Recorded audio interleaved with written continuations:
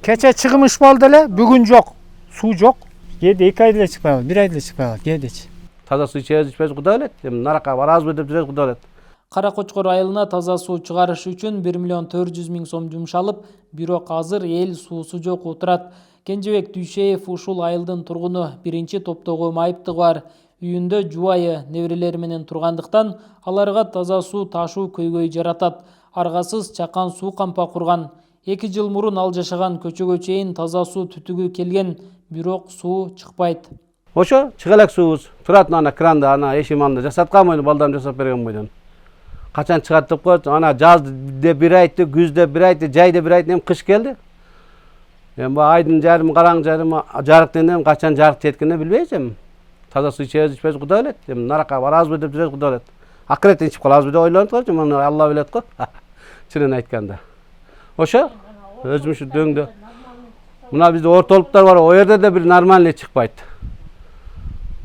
Мына мен ачы Бишкекке чейин бардым, бирок наракка бара албай калдым. Ошол жака деле бар, жеткирейин дедим мына шу тууралуу. Бишкекте жүрдүм быйыл жайым менен кыйла эле. Бирок сал 1-2 адам туура келбей калып бара албай калдым. Баары эле кирип айтайын дедим мына. Биз суу içeriz içпейбизби деп. Кудайга шүгүр, ортолукта деле чыкпайт, бир чыгып эле жоголот. Ачык эми жамандан да болбойт. Чындыктан айталы. Иштегендер иштеп атат, аракет кылып атышат түзүк эле. Бирок пайнабы жок, ачык аракеттин пайнабы жок. Берекеси жок да. Ушуга биздин айыл өкмөттөр, мына райондо акимдер киргизип ушуну карап койсо болот эле. Тая кран, оңдоп майли эскиси эскиргендир. Ана төш тарапка ушундай эме салдык дейт. Ал эми суу сактагыч. Онусу эле бир иштеп эле токтоду тез эле. Эмне кылып атышат билем. Араптары келип, олар чыкты дейт, олар деле чыкпады ачыгы. Мен эми көзүм көрбөйм, мына YouTube бар жана кирип баарын маалыматым бар. Чыкты деп коюш эле, чыкпаган суун чыкты деши эле элди алдагандан башка. Бул ушу качан жоголот экен биздин ушу айылда деле. Биздин райондо ушу Каракочкор айылында качан жоголот билбейм. Айыл тургундарынын айтымында таза суу маселесин чечүү үчүн 2022 жылы араб фонддору долбоор ишке ашырган, бирок көйгөй чечилбей, былтыр суу кампа курууга жергиликтүү бюджеттен 1.400.000 сом бөлүнгөн. Суу кампа курулганы менен бүгүнкү күнгө чейин иштебей келет. Жашоочулардын коңшу айылдан же сайдан ташып ичүүдөн башка аргасы жок. Сайдан içебиз. Ташыппы? Ташып içебиз, анан каяктан ишет элек. Машинасы барлар Советке чейин барып сууап келебиз. Кайсы жерден суу чыкса. Ошол. Ушу суу көйгөйү ошол чатабыраак. Ошо айтып атабыз. Айтсак чыгып атат дейт. Мына чыккан ушубуз. Анаңда беребиз. Анаңдай, мынаңдай дейт. Насостун күчү жетпей атат деди. Токтун күчү жетпей атат деди. Акчасын как положено алып кетет. Текер качесын алып кеткен. Кеди 2 айда çıkmadı, 1 ayda çıkmadı. Kedич. Ошол, ушинтип ичкен күндөр болду. Эми кыш келип атат да, кышта кандай кыласыз? Кышта деле ошондой болуп калат. Чыкпай калат. Бу жерден чыкпаган, көчөдөн ташып келчебиз. Айылдын активисти Турат Калмурзаев бөлүнгөн каражат туура эмес коротулган деп жатат. Ал суу кампа сапатсыз курулганын айтууда. Бул цементтер, бул растворлор, мондо менин видеолор бар буларда. Bir жыл мурунку видеолор бар дажечи. Мунун кара, бул биздин акчабыз да, бул цементтер. Ушуну мен айткам, могу цементтерди биздин акчабыз. Силер чачпагыла биздин мээнетибизди балагыла десең укпай койду, ушуну деле алып коюшса.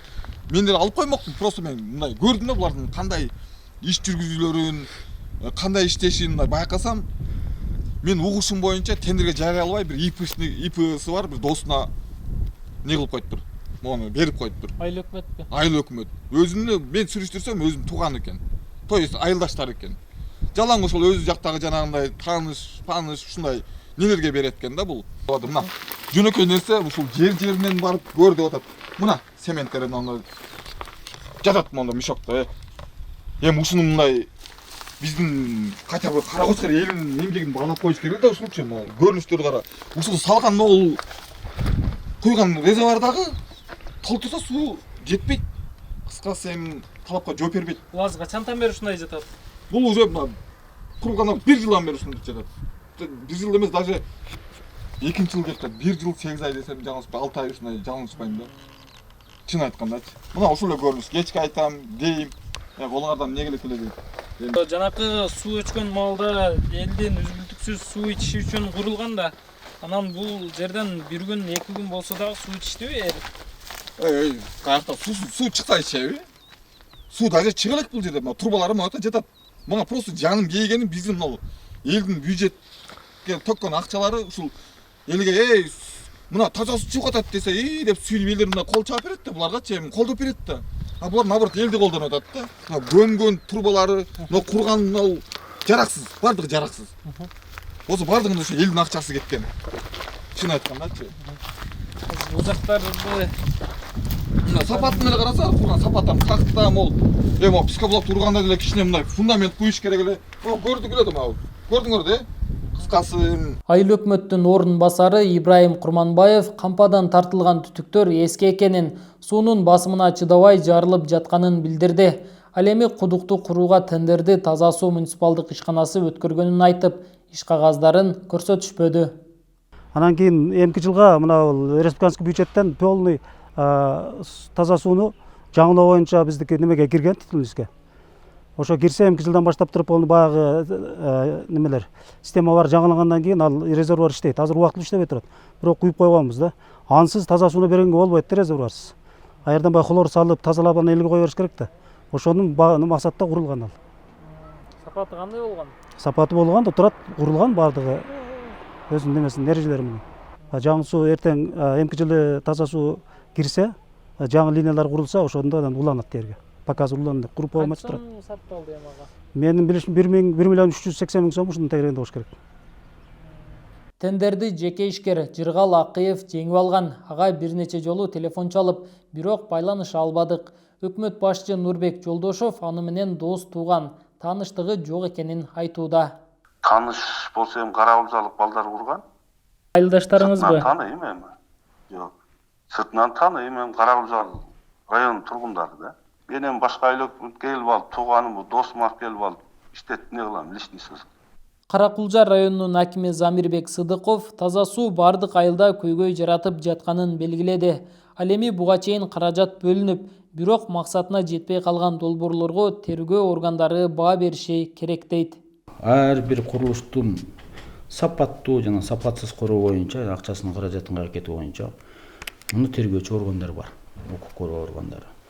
Бул боюнча бизге атайын комиссия менен барып көрө элекпиз, биз чындыкты айтыш керек. Мен келгениме 6 ай болду. Азыр бул көйгөйлөрдүн баарын жакшап, жеринен тактап турганын баарын неметебиз. Бирок укук коргоо органдары муну жыйынтык тыянагын чыгарыш керек да. Анткени укук бузулду, сапатсыз курду, атайын мамлекеттик органдар бар. Экотехник инспекция бар, курулуш боюнча атайын курулуш башкармалыгы бар, прокуратура бар, тергөөчүлөр бар, ушулардын баардыгы изилдешет. Сиз өзүңүз кандай көзөмөл кылып атасыз эми? Сиз кандай чара көрөсүз? Кандай текшересиз барып же укук коргоо органдарына өткөрүп бересизби? Эми мындай, биз кайсы учурларда кийлеше алабыз деген маселе бар. Биринчиден, бизге арыз түшкөн учурда атайын комиссия түзүп, ошо комиссиянын корутундусун чыгарабыз. Комиссиясынын корутундусунда чыгарып аткан учурда сапатсыз же болсо бир кандай бир коррупциялык немелер карала турган болсо, курулуштар жүрүп өткөнүн билсек, анда биз керектүү органдарга катты жолдойбуз. Нону карап, тактап бергиле деген маселеде. Анан ушу менен адан ары тергөө иштери жүргүзүп, кылмыш иш козголот, камай турган болсо камалат. Азыр эми восстановить эткен болсо восстановить эттирет. Азыр эми 1,4 миллион сом бөлүндү да. Бирок ошол аткарылган жумушка таза суу чыккан жок. Бул учурда сапаттуу жасалды деп айта алабызбы?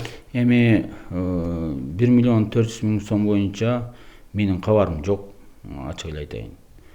Эгер арыз менен кайрылса, мен комиссия менен барып туруп жеринен барып карап туруп тактап турганын жооп берем.